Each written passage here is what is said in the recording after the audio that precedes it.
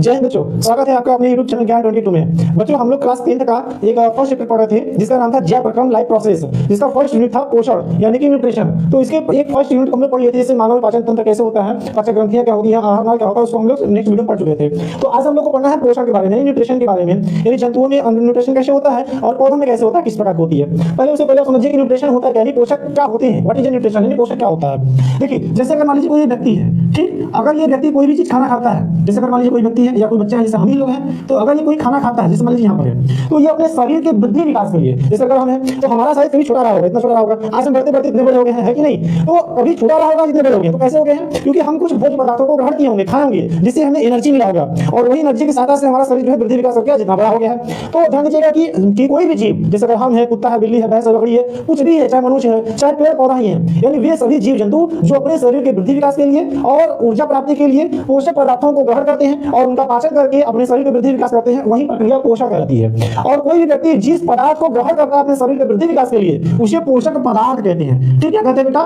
पोषक पदार्थ कहते हैं। अब जैसे मान लीजिए अगर ये रोटी खा रहा है, तो ये रोटी क्या हो गया, इसके लिए पोषक पदार्थ हो गया। क्या अगर इसको ये कुर्सी खाए या डस्टर खाए, जैसे मान लीजिए मार्कर है, अगर ये मार्कर खाए और इससे इसका शरीर का वृद्धि विकास ना हो, तो क्या इस व्यक्ति के लिए पोषक पदार्थ है? नहीं। यानी पोषक पदार्थ किसे कहेंगे आप? वे सभी पदार्थ जो व्यक्ति के शरीर के वृद्धि विकास के लिए उत्तरदायी होती है, जिसको ग्रहण करने से ऊर्जा प्राप्त मिलता है, ऊर्जा प्राप्ति होती है, उसे पोषक पदार्थ कहते हैं। जैसे दाल, चावल, रोटी, यानी कार्बोहाइड्रेट, ग्लूकोज, फ्रक्टोज, विटामिन, ये सभी क्या है, पोषक पदार्थ के रूप में। अगर ये व्यक्ति जो है पोषक पदार्थ को ग्रहण कर रहा है, तो यहाँ पे पाचन होगा, जो हम पढ़ चुके थे अपनी वीडियो में, तो यहाँ पे भोजन को डाइजेस्ट करेगा, फिर उसे एब्जॉर्ब होगी, फूड एब्जॉर्ब होगी छोटी आंत में, और एब्जॉर्ब होने के बाद रेस्पिरेशन के थ्रू एनर्जी प्रवेश होगी। जब इसे ऊर्जा मिलेगा और इसके शरीर की वृद्धि विकास होगी, तो यही पूरी प्रक्रिया ही क्या कहलाती है, न्यूट्रिशन ही पोषक कहलाती है। जैसे देखिए कोई भी जीव अपने शरीर के वृद्धि विकास के लिए, ऊर्जा प्राप्ति के लिए पोषक पदार्थों को ग्रहण करने की प्रक्रिया ही पोषण कहलाती है। ठीक, समझ में आ गया। यानी कोई भी व्यक्ति या कोई भी जीव अपने शरीर के वृद्धि विकास के लिए, ऊर्जा प्राप्ति के लिए पोषक पदार्थों को ग्रहण करना ही क्या कहलाती है, पोषण यानी न्यूट्रिशन कहलाती है। अब देखिए जैसे अगर पौधा है, तो पौधा क्या करता है, अपना खाना स्वयं बनाती है प्रकाश संश्लेषण के थ्रू, लेकिन हम लोग क्या करते हैं, अपना खाना स्वयं नहीं बना पाते हैं, हम लोग किसी अन्य जीवों पर डिपेंड रहते हैं, निर्भर रहते हैं। तो देखिए हम पहले पौधा क्या कर रहा है, प्लांट क्या कर रहा है, सबसे पहले वो फूड का फॉर्मेशन कर रही है, तो उसे क्या कहते हैं, एनाबॉलिज्म रिएक्शन कहते हैं। यानी फूड को फॉर्मेशन करना उसे क्या कहते हैं, एनाबॉलिज्म। और हम लोग क्या करते हैं, फूड को डाइजेस्ट करते हैं, तोड़ते हैं उसको, उससे एनर्जी मिलता है, उसे कहता है कैटाबॉलिज्म। चलिए समझते हैं कि एनाबॉलिज्म और कैटाबॉलिज्म क्या होता है। ठीक है, देखिए पहले एनाबॉलिक रिएक्शन और कैटाबॉलिक रिएक्शन क्या होता है। ठीक है, एनाबॉलिक को हिंदी में कहते हैं उपचयी क्रियाएं और अंग्रेजी में कहते हैं एनाबॉलिक रिएक्शन, और दूसरा होता है कैटाबॉलिक रिएक्शन यानी अपचयी क्रियाएं। देखिए उपचयी क्रियाएं क्या होता है, एनाबॉलिज्म रिएक्शन, जब दो छोटे छोटे पदार्थ यानी जब सरल कार्बनिक पदार्थ मिल करके किसी जटिल पदार्थों का निर्माण करती है, तो उसे एनाबॉलिक रिएक्शन कहते हैं। एना मतलब होता है निर्माण होना, फॉर्मेशन होना। जैसे अगर आप मान लीजिए कि ये दोनों छोटे छोटे पदार्थ हैं, ठीक है, ये दोनों छोटे छोटे पदार्थ हैं, अगर ये दोनों मिल करके एक बड़ा पदार्थ बना देता है, उसे कहते हैं एनाबॉलिक रिएक्शन। यानी जब दो सरल कार्बनिक पदार्थ आपस में मिलकर किसी जटिल पदार्थ का निर्माण करती हैं, तो उस प्रक्रिया को एनाबॉलिक रिएक्शन यानी कि उपचयी क्रियाएं कहते हैं। ठीक है, देखिए ये जो छोटा मॉलिक्यूल यानी वाटर है, और ये कौन सा है, कार्बन डाइऑक्साइड। तो water plus carbon dioxide sunlight की प्रेजेंस में क्लोरोफिल की हेल्प की सहायता से क्या बनाता है, ग्लूकोज और वाटर और CO2। तो यहाँ पर देखिए सिंपल कंपाउंड्स है, यानी सिंपल कंपाउंड्स मिलकर के कॉम्प्लेक्स कंपाउंड्स का फॉर्मेशन कर रही है, यानी दो सरल पदार्थ आपस मिलकर के किसी जटिल पदार्थ का निर्माण करती है, तो उस प्रक्रिया को एनाबॉलिक रिएक्शन उपचयी क्रियाएं कहते हैं। जबकि जस्ट इसी उल्टा है, अगर किसी जटिल पदार्थों को सरल पदार्थों में परिवर्तित किया जाता है, तो उस प्रक्रिया को कैटाबॉलिज्म रिएक्शन, कैटा मतलब होता है काटना यानी तोड़ना। जैसे अगर ये पदार्थ है, तो इसको अगर हम काट दे, अगर ये क्या है, बड़ा है, अब ये दोनों कैसे पदार्थ हैं, ये दोनों छोटे छोटे पदार्थ हैं, तो इस बड़े पदार्थ को तोड़ करके छोटे पदार्थों में परिवर्तित करने की प्रक्रिया को कैटाबॉलिज्म रिएक्शन और हिंदी में अपचयी क्रियाएं कहते हैं। यानी किसी बड़े मॉलिक्यूल्स को छोटे मॉलिक्यूल्स में परिवर्तित करने की प्रोसेस को क्या कहते हैं, कैटाबॉलिज्म रिएक्शन कहते हैं, अपचयी क्रियाएं कहते हैं। जैसे देखिए यहाँ पर ये क्या है, ग्लूकोज है, तो यहाँ फॉर्मेशन होता है कॉम्प्लेक्स फूड मॉलिक्यूल्स, यानी जटिल पदार्थ ये है, और इस जटिल पदार्थ को ऑक्सीजन की प्रेजेंस में इसको तोड़ दिया गया, किसमें, कार्बन डाइऑक्साइड में और वाटर में। तो ये जटिल पदार्थ सरल पदार्थ में परिवर्तित हो गया, तो इस प्रक्रिया कहते हैं कैटाबॉलिज्म रिएक्शन। देखिए सिंपल सा परिभाषा है, एना मींस होता है बनना, जब दो सरल कार्बनिक पदार्थ आपस में मिलकर किसी जटिल पदार्थ का निर्माण करती हैं, तो उस प्रक्रिया को एनाबॉलिज्म रिएक्शन कहते हैं। और कैटाबॉलिज्म किसे कहते हैं, कैटा मींस होता है काटना यानी तोड़ना। जैसे अगर कोई जटिल पदार्थ को सरल पदार्थों में परिवर्तित करने की प्रक्रिया को, यानी कोई जटिल कार्बनिक पदार्थ को सरल कार्बनिक पदार्थ में परिवर्तित करने की प्रक्रिया को कैटाबॉलिज्म रिएक्शन कहते हैं। अब देखिए एनाबॉलिज्म मतलब किसी चीज का निर्माण होना या बनना। आप जानते होंगे प्रकाश संश्लेषण, तो प्रकाश संश्लेषण में कार्बन डाइऑक्साइड और वाटर दोनों मिलकर के क्या बनता है, ग्लूकोज। तो अगर आपसे प्रश्न पूछा जाए बताइए एनाबॉलिज्म रिएक्शन के एक उदाहरण बताइए, तो आप कहेंगे प्रकाश संश्लेषण। तो प्रकाश संश्लेषण में क्या होता है, प्रकाश संश्लेषण यानी कि फोटोसिंथेसिस। तो फोटोसिंथेसिस में क्या होता है कि सिंपल कार्बनिक कंपाउंड जो है कि मिलकर के किसी कॉम्प्लेक्स फूड मॉलिक्यूल्स यानी आप कह सकते हैं जटिल कार्बनिक पदार्थों का निर्माण होती है, तो इस प्रक्रिया को एनाबॉलिज्म रिएक्शन रखा जाता है। जबकि देखिए कैटाबोलिज्म। कैटाबोलिज्म का मतलब होता है किसी जटिल कार्बनिक पदार्थ को सरल पदार्थ में तोड़ना। देखिए इसमें आ जाएगा क्या चीज आ जाएगा आपका रेस्पिरेशन यानी श्वसन। यानी श्वसन क्या होता है, जब ग्लूकोज को ऑक्सीजन की प्रेजेंस में तोड़ा जाता है तो CO2 अपलजन निकलता है, उसके साथ ही साथ 1 मोल से क्या बनती है, 1 मोल ग्लूकोज से 38 ATP ऊर्जा मुक्त होती है। ठीक है, तो देखिए आपसे प्रश्न पूछा श्वसन किस प्रकार की प्रक्रिया है, कैटाबोलिज्म, क्योंकि इसमें जटिल पदार्थों को सरल पदार्थ में तोड़ा जाता है, काटा जाता है। अच्छा, प्रकाश संश्लेषण कौन सी प्रक्रिया है, प्रकाश संश्लेषण एनाबोलिज्म रिएक्शन है, यानी कि जिसमें सरल पदार्थ मिलकर के जटिल कार्बनिक पदार्थ का निर्माण करती है, तो उसे एनाबोलिज्म। तो चलिए बेटा ध्यान दीजिएगा कि कभी-कभी प्रश्न पूछा है कि पोषक जो होता है, यानी कि भोजन, जैसे कभी कोई ग्रहण कर रहा है तो क्या ग्रहण कर रहा है, पोषक पदार्थ। तो कोई भी व्यक्ति या कोई भी जीव पोषक पदार्थ क्यों ग्रहण करता है, देखिए कोई भी व्यक्ति पोषक पदार्थ का उपयोग ग्रहण करेगा। देखिए पहला चीज क्या है, शरीर के वृद्धि विकास के लिए। अगर हम कोई चीज खाएंगे तो हमारा शरीर मतलब सरल से कठिन बनेगा कि नहीं, बिल्कुल। यानी कोई भी अगर कोई भी जीव है अगर वो पोषक पदार्थ ग्रहण करता है तो उसके शरीर की वृद्धि विकास होगी। दूसरा क्या होगा, अगर हम भोजन ग्रहण करते हैं तो हमें क्या मिलेगा, ऊर्जा की प्राप्ति होगी, हमारे अंदर एनर्जी बनेगा, एनर्जी प्रोड्यूस होगी। पहला कि शरीर के वृद्धि विकास के लिए, दूसरा एनर्जी प्राप्ति के लिए, तीसरा शरीर में टूटे फूटे कोशिकाओं की मरम्मत करने के लिए। मान लीजिए अगर हमको चोट लगा है, यहाँ पर हम कुछ खाएंगे, जैसे अगर कोई अच्छा चीज खाएंगे तभी तो ये घाव भरेगा, तो इस घाव को भरने के लिए कोशिकाओं की मरम्मत करने के लिए भी पोषक पदार्थों को ग्रहण किया जाता है। एक और क्या है, रोगों से रक्षा करने के लिए, जैसे हम कार्बोहाइड्रेट, विटामिन और स्टार्च ये सब अगर खाते हैं तो हमारे शरीर में क्या होगा कि रोगों से रक्षा भी मिलेगी। जैसे अगर हमारे अंदर कोई जीवाणु बैक्टीरिया एंटर करता है तो उसे लड़ सकता है, जैसे विटामिन वगैरह है सब तो लड़ सकती हैं। तो पोषक क्यों ग्रहण करते हैं, तो पहला चीज शरीर के वृद्धि विकास के लिए, दूसरा ऊर्जा की प्राप्ति के लिए, शरीर में टूटे फूटे कोशिकाओं की मरम्मत करने के लिए, और चौथा चीज क्या है, शरीर से रोगों से रक्षा करने के लिए। ठीक है, रोगों से बचने के लिए। अब देखिए पोषक जो है वो दो भागों में बांटा गया है, स्वपोषी और परपोषी रूप में। पहले बच्चों समझते हैं पोषक के प्रकार, यानी टाइप ऑफ न्यूट्रिशन। तो न्यूट्रिशन यानी पोषक के प्रकार कितने प्रकार होते हैं, तो ये दो प्रकार होते हैं। पहला होता है स्वपोषी पोषक और दूसरा होता है विषम पोषी पोषक। स्वपोषी मतलब होता है अंग्रेजी में इसको कहते हैं ऑटोट्रोफिक न्यूट्रिशन और विषम पोषी कहते हैं हेटरोट्रोफिक न्यूट्रिशन। देखिए पहले समझते हैं कि स्वपोषी न्यूट्रिशन होता क्या है, यानी स्वपोषी पोषक क्या होता है, यानी वे सभी जीव जो अपना भोजन स्वयं बना सकते हैं, स्वतः शरीर सेल्फ बना सकते हैं, अपने से बना सकते हैं, उन्हें स्वपोषी पोषक कहते हैं, जीव भी कहते हैं। देखिए बनाने की जो प्रक्रिया उसे कहेंगे स्वपोषी, और जो जीव बनाएगा उसे कहेंगे स्वपोषी जीव। जैसे अपना भोजन स्वयं कौन बना सकता है, पेड़ पौधे। तो पेड़ पौधे क्या हुए, स्वपोषी जीव हो गए और स्वपोषी के अंतर्गत वो आएंगे जीव। देखिए स्वपोषी किसे, स्वपोषी पोषक किसे कहते हैं, वे सभी जीव जो अपना भोजन स्वतः बना सकते हैं, जो अपने से बना सकते हैं, उन्हें स्वपोषी जीव कहते हैं। और ये प्रक्रिया स्वपोषी पोषक कहलाएगी, यानी कि ऑटोट्रोफिक न्यूट्रिशन कहलाएगी। इसके अंतर्गत दो चीजें आती है, पहला होता है प्रकाश संश्लेषण, दूसरा होता है रसायन संश्लेषण। देखिए हम लोग सभी लोग जानते हैं कि प्रकाश संश्लेषण की प्रक्रिया में हरे पेड़ पौधे सूर्य की प्रकाश की उपस्थिति में मृदा से जल लेकर के और वातावरण से कार्बन डाइऑक्साइड लेकर क्लोरोफिल की हेल्प की सहायता से ग्लूकोज का निर्माण करती हैं। तो ये जो प्रकाश की उपस्थिति में, यानी अगर भोजन स्वयं बनेगा तो किसकी उपस्थिति में बन रहा है, पेड़ पौधे क्या करते हैं, प्रकाश की उपस्थिति बनाते हैं, लाइट एनर्जी की प्रेजेंस में फूड का फॉर्मेशन करती हैं। जबकि अगर वहीं हम देखें तो कुछ ऐसे जीवाणु होते हैं जैसे सल्फर जीवाणु, तो सल्फर जीवाणु क्या करता है, रासायनिक ऊर्जा की उपस्थिति में फूड का फॉर्मेशन करता है। जैसे देखिए अभी हम लोग देखें प्रकाश संश्लेषण का रिएक्शन क्या होता है, तो प्रकाश संश्लेषण की रिएक्शन में क्या होता है कि 12H2O + 6CO2 gives sunlight and chlorophyll. तो क्या बनाएगा, C6H12O6 यानी ग्लूकोज + 6 मोल वाटर और + 6 मोल O2 यानी ऑक्सीजन रिलीज होती है। तो देखिए यहाँ पर क्या हो रहा है, जो फूड का फॉर्मेशन हो रही है, यानी जो यहाँ पे ग्लूकोज बन रहा है, जो फूड बन रही है वो किसकी वजह से बन रही है, सनलाइट, सूर्य की प्रकाश की उपस्थिति में बन रही है। तो यानी वे सभी जीव जो अपना भोजन स्वयं तो बनाए, लेकिन अगर प्रकाश की उपस्थिति में भोजन बना रहा है तो उसे कहेंगे प्रकाश संश्लेषित जीव। तो हरे पेड़ पौधों को क्या कर सकते हैं, प्रकाश संश्लेषित जीव। यानी वे सभी जीव यानी हरे पेड़ पौधे जो हैं वो प्रकाश संश्लेषित जीव के अंतर्गत आएंगे। क्यों, क्योंकि वो अपना फूड का फॉर्मेशन प्रकाश ऊर्जा की उपस्थिति में बना रहे हैं, तो उसे प्रकाश संश्लेषित जीव कहेंगे। यानी वे सभी जीव जो अपने भोजन का निर्माण स्वयं करते हैं परंतु प्रकाश की उपस्थिति में करती हैं तो उन्हें प्रकाश संश्लेषित जीव कहते हैं। अब देखिए रसायन संश्लेषित जीव, इससे तत्व हो जाएगा कि रसायन में किसी केमिकल एनर्जी का यूज करेंगे। जैसे देखिए यहाँ पे सनलाइट का प्रेजेंस कर रहा है तो सल्फर जीवाणु जो होता है वो केमिकल एनर्जी का यूज करता है। तो यानी वे सभी जीव जो अपने भोजन का निर्माण स्वयं तो करती हैं परंतु रासायनिक ऊर्जा का प्रयोग करके निर्माण करती हैं तो उन्हें रसायन संश्लेषित जीव कहते हैं। जैसे इसमें क्या जाएगा, तो सल्फर जीवाणु आ जाएंगे, इसमें क्या जाएगा, हरे पेड़ पौधे आ जाएंगे। ठीक, अब देखिए दूसरी तरफ क्या है, विषम पोषी जीव, विषम पोषी पोषक। तो देखिए वे सभी जीव जो अपना भोजन स्वयं तो नहीं बना पाए लेकिन अपने भोजन के लिए किसी अन्य जीवों पर या किसी अन्य माध्यम से भोजन को ग्रहण करें, तो वे सभी जीवों को हम लोग किसमें रखेंगे, विषम पोषी जीव में रखेंगे और यह प्रक्रिया विषम पोषी पोषक कहलाएगी। देखिए एक चीज आप ध्यान रखिएगा कि जो स्वपोषी होते हैं ना अपना भोजन तभी बना सकते हैं स्वयं से जब उनमें क्लोरोफिल हो, यानी कि अगर क्लोरोप्लास्ट या क्लोरोफिल होगा तो ये अपना भोजन स्वयं बना सकती हैं। और ये जो विषम पोषी होते हैं इनमें क्लोरोफिल जैसी संरचना कुछ भी नहीं होती है। ठीक है, देखिए विषम पोषी के अंतर्गत आता है परजीवी। पर मतलब क्या होता है, दूसरे पर, या पैरासाइट्स, इसको अंग्रेजी में कहते हैं पैरासाइट्स कहते हैं और हिंदी में कहते हैं परजीवी। परजीवी का मतलब पर मतलब दूसरे पर, यानी अगर हमारे सर तो अगर हमारे कोई सर पे अगर क्या हो जाए जू पड़ जाए तो जू हमारे पर, हमारे यानी हमारे शरीर पर ये वास कर रही है तो उसका परजीवी मतलब अपना जीवन किसी दूसरे पर आधारित होकर के, किसी दूसरे पर निर्भर होकर के आश्रित होकर अपना जीवन यापन करें तो उन्हें परजीवी कहते हैं। जैसे जू है, जोक है, लीच जिसको कहते हैं आप, ठीक है। और अमर बेल आता है, कास्कुटा होता है, और अमर बेल आता है। जैसे आप देखोगे किसी आम के वृक्ष पर ये अमर बेल लग जाता है और उसे न्यूट्रिशन लेता है। तो परजीवी का मतलब क्या होता है कि वे सभी जीव जो अपना भोजन स्वयं को नहीं बनाए और अपने भोजन के लिए किसी अन्य जीवों पर या जंतुओं पर या पौधों पर निर्भर हो, उन्हें परजीवी कहते हैं। और परजीवी में जो जीव होता है वो कभी भी दूसरे जीव को बिना मारे या बिना हानि पहुंचाए या कह सकते हैं कि तरह से बिना उसको नष्ट किए भोजन को प्राप्त करता है। हानि तो पहुंचाता ही 100%। अगर हमारे ऊपर जू है तो जू क्या कर रहा है हमसे, तो वो फायदा ले रहा है। क्या जू से हमें कोई फायदा है?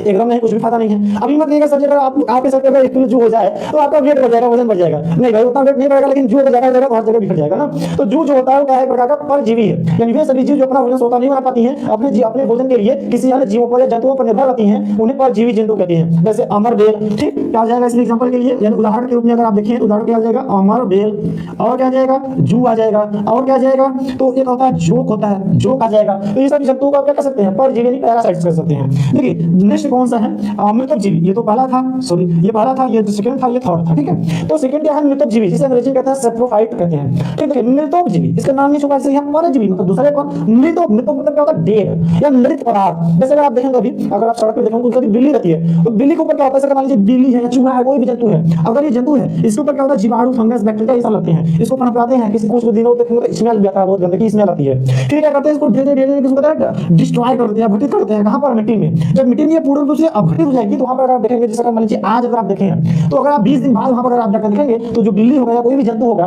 तो उसका कुछ भी अस्तित्व नहीं दिखाई देगी। क्यों? क्योंकि वहां पर मृतक जीवी जो जीव होते हैं, जैसे जीवाणु है, बैक्टीरिया है, फंफूद है, ठीक। इसमें हम एग्जांपल आपको लिख दे रहे हैं। देखिए पहला कौन सा होगा, जीवाणु। अच्छा, जीवाणु को ही अंग्रेजी में बैक्टीरिया कहा जाता है, ठीक। विषाणु, विषाणु को अंग्रेजी में क्या कहते हैं, वायरस। और एक होता है फफूंद, फफूंद को कहते हैं कवक, ठीक है। इसको फंगी भी कहते हैं, कवक भी कहते हैं। तो ये जीवाणु, विषाणु और कवक, ठीक, ये सब क्या करेंगे, किसी जंतुओं पर मृत सड़े गले पदार्थ पर उग करके उनसे भोजन ग्रहण करती हैं और उनके शरीर को, पूरे शरीर को क्या करते हैं, मिट्टी में अपघटित कर देती है, उनको मिट्टी में मिला देती है, नष्ट कर देती है, ठीक है। तो मृतक जीव किसे कहते हैं, वे सभी जीव जो अपना भोजन स्वतः नहीं बना पाती हैं और अपने भोजन के लिए किसी मृत सड़े गले पदार्थों पर निर्भर रहती हैं और उनको पुनः मिट्टी में अपघटित कर देती हैं। तो ऐसे जीवों को मृतक जीवी कहते हैं, जैसे जीवाणु, विषाणु, कवक इत्यादि, ठीक। देखिए नेक्स्ट कौन सा है, प्राणी संभोजी। इसे अंग्रेजी में कहते हैं होलोजोइक न्यूट्रिशन। प्राणी संभोजी, वे सभी जीव जो अपना भोजन स्वतः नहीं बना पाती हैं, अपने भोजन के लिए किसी अन्य जीवों पर निर्भर रहती हैं। और ध्यान रखिएगा कि जो निर्भर रहेगा लेकिन ये भोजन निगल के खाए। जैसे देखिए हम लोग क्या करते हैं, दूसरे पर तो निर्भर हैं लेकिन भोजन को लेते हैं, मुख में लेते हैं, फिर उसको डाइजेस्ट करते हैं, फिर उसे रेस्पिरेशन करते हैं, फिर ऊर्जा की प्राप्ति होती है। तो वे सभी जीव जो भोजन को निगल के खाएं, जिसमें गट हो, एलिमेंट्री कैनाल हो, जो भोजन को निगल के खाएं, उसे क्या कहते हैं, प्राणी संभोजी के अंतर्गत रखा जाता है। जैसे इसमें क्या आ जाएगा, तो एग्जांपल के तौर पे आ जाएगा मानव, ठीक, मानव आ जाएंगे और विभिन्न प्रकार के सब जंतु में आ जाएंगे। अमीबा भी इसी में आता है, ठीक। अमीबा में अगर आपसे पूछा जाए कि अमीबा में किस प्रकार के न्यूट्रिशन है तो आप कहेंगे होलोजोइक न्यूट्रिशन, या हिंदी में कहते हैं प्राणी संभोजी न्यूट्रिशन, ठीक। चलिए एक बार थोड़ा सा रिवाइज कर देते हैं। तो देखिए पोषण के प्रकार, पोषण दो प्रकार होते हैं, स्वपोषी और विषमपोषी। स्वपोषी ऑटोट्रॉपिक न्यूट्रिशन और विषमपोषी हेटेरोट्रॉपिक न्यूट्रिशन। स्वपोषी किसे कहते हैं, वे सभी जीव जो अपना भोजन स्वतः यानी सेल्फ से बना सकती हैं, उन्हें स्वपोषी जीव कहते हैं। स्वपोषी जीवों में हरित कवक पाई जाती है। और विषमपोषी किसे कहते हैं, वे सभी जीव जो अपना भोजन स्वतः नहीं बना पाती हैं और ये अपने भोजन के लिए किसी अन्य जीवों पर या जंतुओं पर या फिर पौधों पर निर्भर रहती हैं, उन्हें विषमपोषी कहते हैं। और विषमपोषी जीवों में हरित कवक नहीं पाई जाती है, ठीक। देखिए स्वपोषी के दो भाग हैं, प्रकाश संश्लेषी और अशांत संश्लेषी। जब कोई जीव अपने भोजन का निर्माण प्रकाश ऊर्जा के प्रेजेंस में करता है, यानी कि सनलाइट की एनर्जी का यूज करके भोजन का निर्माण करता है स्वयं से, तो उसे प्रकाश संश्लेषी जीव कहते हैं, जैसे पेड़ पौधे। दूसरा है अशांत संश्लेषी, यानी वे सभी जीव जो अपना भोजन को स्वयं बनाती हैं परंतु केमिकल एनर्जी का यूज करती हैं, यानी रासायनिक ऊर्जा का यूज करती हैं, प्रयोग करती हैं। तो ऐसे जीवों को अशांत संश्लेषी जीव कहा जाता है। विषमपोषी के अंतर्गत देखिए पहला है परजीवी। परजीवी मतलब वे सभी जीव जो अपना भोजन स्वतः नहीं बना पाती हैं, अपने जीवों के लिए किसी अन्य जीवों पर निर्भर रहती हैं या पौधों पर निर्भर रहती हैं, तो उन्हें परजीवी कहते हैं, जैसे अमर बेल है, जू है, जोक है, ये सब, ठीक। दूसरा देखिए नेक्स्ट कौन सा है, तो मृतकजीवी। मृतकजीवी मतलब होलोजोइक। मृतकजीवी वे सभी जीव जो अपना भोजन स्वतः नहीं बना पाती हैं और अपने भोजन के लिए किसी मृत जंतुओं पर या पौधों पर निर्भर रहती हैं, तो उन्हें मृतकजीवी जीव कहते हैं, जैसे सेप्रोफाइट है, ध्यान दीजिएगा, जैसे कि जीवाणु है, विषाणु है, फंगस है, यानी कि बैक्टीरिया, वायरस और फंगी।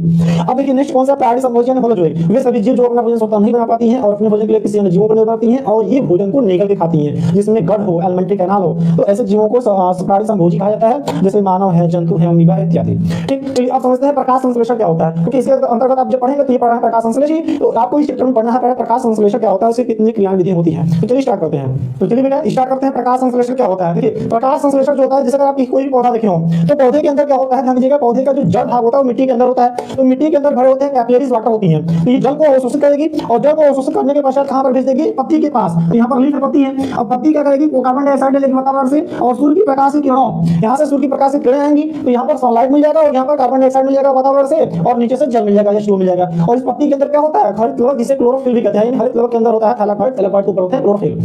तो इसके अंदर क्लोरोफिल है और ये कार्बन डाइऑक्साइड मिल गया, यहाँ पे सनलाइट मिल गया और यहाँ पर जल मिल गया। देखिए जब ये जल है, वाटर, तो जल है प्लस कार्बन डाइऑक्साइड है और ये सनलाइट की प्रेजेंस में क्लोरोफिल की सहायता से क्या बना रहा है, ग्लूकोज। तो ग्लूकोज क्या है, एक प्रकार का पौधे के लिए फूड है, ठीक है, भोजन है। देखिए यहाँ पर जल कितना मात्रा में है, 12 मोल और 6 मोल के लिए है कार्बन डाइऑक्साइड और ये सूर्य की प्रकाश की उपस्थिति में क्लोरोफिल की सहायता से ग्लूकोज का निर्माण कर रही है। यहाँ पर अगर आप इसे नोटिस करें तो 12 मोल पानी ले रहा है और 6 मोल पानी बाहर निकाल दे रहा है। तो आप कहेंगे ये क्या मैटर है, ध्यान दीजिएगा।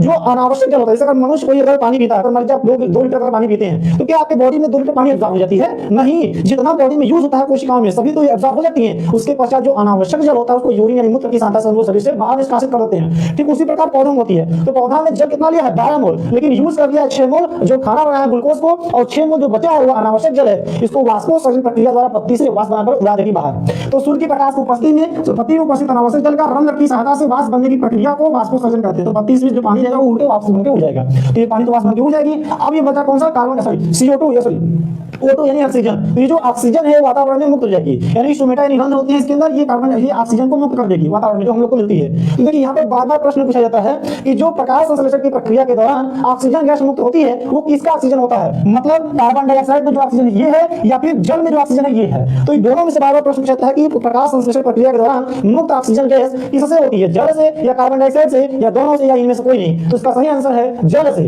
यानी जल से जो कार्बन डाइऑक्साइड होती है, जल से जो ऑक्सीजन मुक्त होती है प्रकाश संश्लेषण की प्रक्रिया के दौरान, ये जो ऑक्सीजन है वो जल से मुक्त होती है। ठीक है, यानी जल वाला जो ऑक्सीजन होता है वही यहाँ पर निकलता है, कार्बन डाइऑक्साइड वाला नहीं निकलता है। कार्बन डाइऑक्साइड वाला जो ऑक्सीजन होता है वो यूज होता है फूड बनाने में।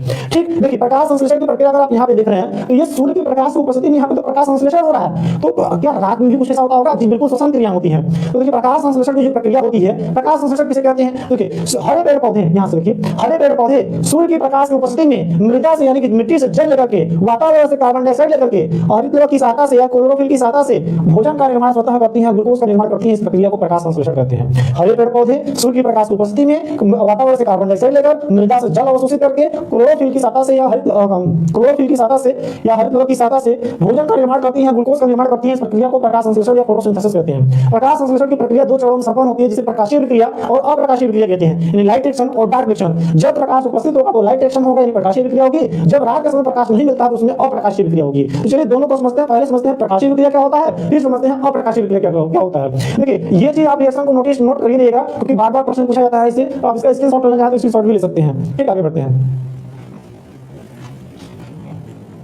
ठीक है, तो चलिए बेटा पहले समझते हैं प्रकाशीय प्रक्रिया क्या होता है। यानी प्रकाश संश्लेषण होता है वो 2 चरणों में संपन्न होती है, प्रकाशीय प्रक्रिया और एक अप्रकाशीय प्रक्रिया, मतलब लाइट एक्शन और एक डार्क एक्शन। जब दिन के समय जब सूर्य की प्रकाश की किरणें पत्तियों पर पड़ती हैं तो उस समय पौधों में प्रकाशीय प्रक्रिया होती है, यानी लाइट एक्शन होता है। देखिए पत्तियों के अंदर होते हैं हरित लवक, जिन्हें कहते हैं क्लोरोप्लास्ट।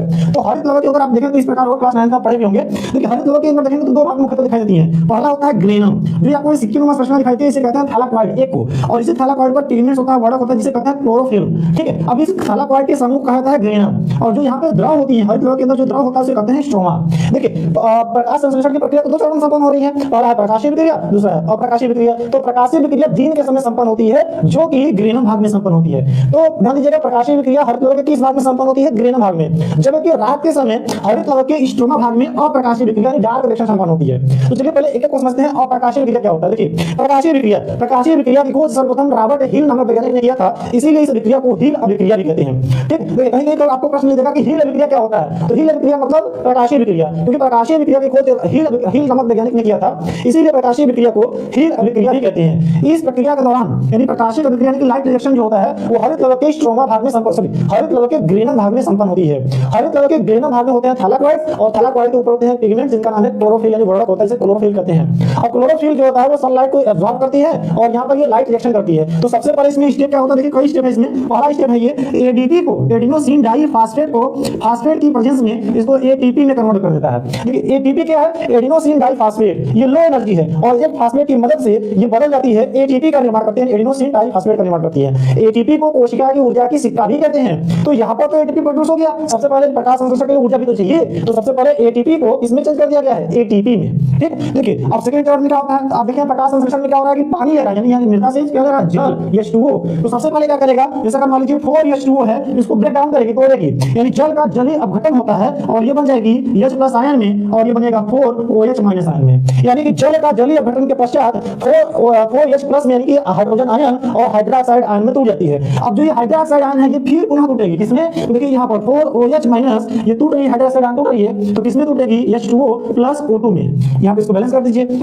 तो देखिए यहाँ पर सबसे पहले प्रोसेस क्या हुआ है, तो यहाँ पर हुआ है कि प्रकाशीय विक्रिया। तो प्रकाशीय विक्रिया की खोज रॉबर्ट हिल नामक वैज्ञानिक ने किया था, इसीलिए इस प्रक्रिया को रॉबर्ट हिल या फिर कह सकते हैं हिल अभिक्रिया भी कह सकते हैं। ठीक है, देखिए हिल अभिक्रिया जो है वो हरित लवण के ग्रेना भाग में संपन्न होती है। ग्रेना भाग में थैलाक्वाइड्स होते हैं, थैलाक्वाइड पर पिगमेंट्स होती हैं, वरक होते हैं, जिन्हें क्लोरोफिल कहते हैं। क्लोरोफिल सर्वप्रथम प्रकाश किरणों को या प्रकाशीय ऊर्जा को एब्जॉर्ब करती है और अवशोषित करने के पश्चात एडीपी को, एडिनोसिन डाइफॉस्फेट को, एक फास्फेट की हेल्प की सहायता से एडिनोसिन ट्राइफॉस्फेट अर्थात कोशिका की ऊर्जा में कन्वर्ट कर देती है, परिवर्तित कर देती है। इस प्रक्रिया के पश्चात जो प्रकाश संश्लेषण प्रक्रिया में जो जल अवशोषित होती है, जल का जलीय अपघटन होता है, हाइड्रोलिसिस होती है। तो जलीय अपघटन के पश्चात हाइड्रोजन आयन और हाइड्रोक्साइड आयन का निर्माण होता है। यह हाइड्रोक्साइड आयन पुनः टूट जाती है जल में और ऑक्सीजन में। जो ये ऑक्सीजन निकल रही है वो कहां से है, इसी वाला है जो हमको पहले बताए थे कि प्रकाश संश्लेषण प्रक्रिया के दौरान मुक्त ऑक्सीजन गैस किससे निकलती है, जल से या कार्बन डाइऑक्साइड से, या दोनों से, इनमें से कोई नहीं। तो आप कौन सा आंसर लगाएंगे, जल से। ठीक है, देखिए एक बार बात कर लेते हैं प्रकाशीय अभिक्रिया। प्रकाशीय अभिक्रिया की खोज रॉबर्ट हिल नामक वैज्ञानिक ने किया था, इसलिए इस अभिक्रिया को हिल अभिक्रिया भी कहते हैं। प्रकाशीय अभिक्रिया यानी लाइट रिएक्शन हरित लवण के ग्रेना भाग में संपन्न होती है। प्रकाशीय विक्रिया हरित लवण के ग्रेना भाग में संपन्न होती है। हरित लवण के ग्रेना भाग में थैलाक्वाइड्स होते हैं, थैलाक्वाइड्स पर वरक होती हैं या पिगमेंट्स होती हैं, जिन्हें क्लोरोफिल कहते हैं। क्लोरोफिल सनलाइट को यानी प्रकाशीय ऊर्जा को अवशोषित करती है और एडीपी को एटीपी में यानी ऊर्जा में परिवर्तित कर देती है। इस प्रक्रिया के दौरान सर्वप्रथम H2O यानी जल का जलीय अपघटन होता है, जिसके फलस्वरूप हाइड्रोजन आयन और हाइड्रोक्साइड आयन का निर्माण होती है और हाइड्रोक्साइड आयन पुनः जल में और ऑक्सीजन में अपघटित हो जाती है। इसके दौरान NADPH2 भी निकलता है और ये किसमें कन्वर्ट हो जाती है, एटीपी में NADPH2 में कन्वर्ट हो जाती है। तो हालांकि वो तो बाद में देखेंगे अभी, लेकिन अभी इसके बाद हम पढ़ते हैं कि दिन के समय कौन सी विक्रिया हो रही है, light reaction. Light reaction chlorophyll यानी कि क्लोरोप्लास्ट के किस भाग में संपन्न हो रही है, तो किस भाग में संपन्न हो रही है, तो आप कहेंगे ग्रेनम भाग में। अब देखिए अगली बात पढ़ते हैं हम लोग अप्रकाशीय विक्रिया यानी डार्क रिएक्शन क्या होता है।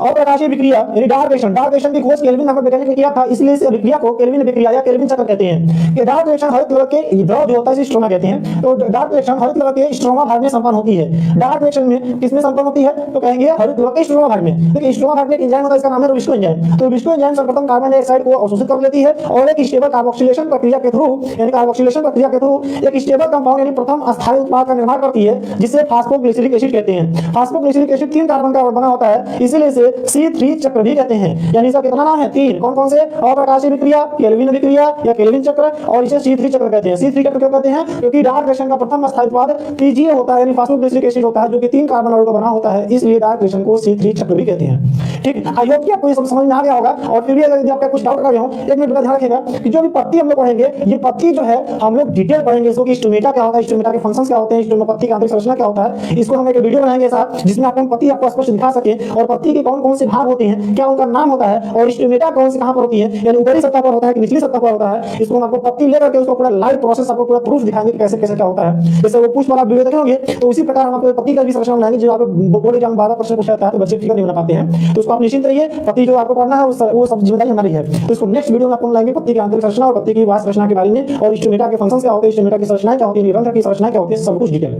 तो अभी तक जितना हम लोग पढ़ा है अभी आपको समझाया है, आई होप कि आपको समझ में आ गया होगा। फिर भी अगर आपको नहीं समझ आता है या कुछ ऐसे कुछ क्वेश्चन रह गए, यहाँ पे मन में डाउट रह गए हो, तो आप हमें कमेंट के माध्यम से पूछ सकते हैं। हम आपके प्रश्नों का सत्तापूर्वक आंसर देने का प्रयास करेंगे। तो और इस वीडियो को आप अपने मित्रों के साथ जरूर साझा करें, जिससे उनको भी ये पता चल सके कि कैसे कैसे क्या है। जो आपको बायोलॉजी इतना कठिन लगता है, कठिन नहीं है, कुछ भी नहीं कठिन है, बस आपको उस तरीके से आपको ऐसे पढ़ाया नहीं गया है। बायोलॉजी आपको इतना आसान कर देंगे कि आप कहेंगे हिंदी से भी सरल कौन सा है, मातृभाषा हिंदी से भी सरल कौन सा है, तो कहेंगे बायोलॉजी। बायोलॉजी बहुत आसान है, बस आपको उस तरीके से पढ़ना चाहिए, समझना चाहिए। एक्चुअली क्या है कि समझना मतलब ध्यान रखिएगा, रटना नहीं है, समझना। किसी भी चीज को जब आप समझने लगेंगे, आपको इंटरेस्ट लग जाएगा, तो सब्जेक्ट कोई भी सब्जेक्ट को बहुत आसान लगेगा। तो इस वीडियो को आप अपने पसंद आया बच्चों तो एक लाइक जरूर करें और इस वीडियो को अपने मित्रों के साथ जरूर शेयर करें। और अगर आप नए हैं चैनल पे तो सब्सक्राइब जरूर करें चैनल को। Thank you.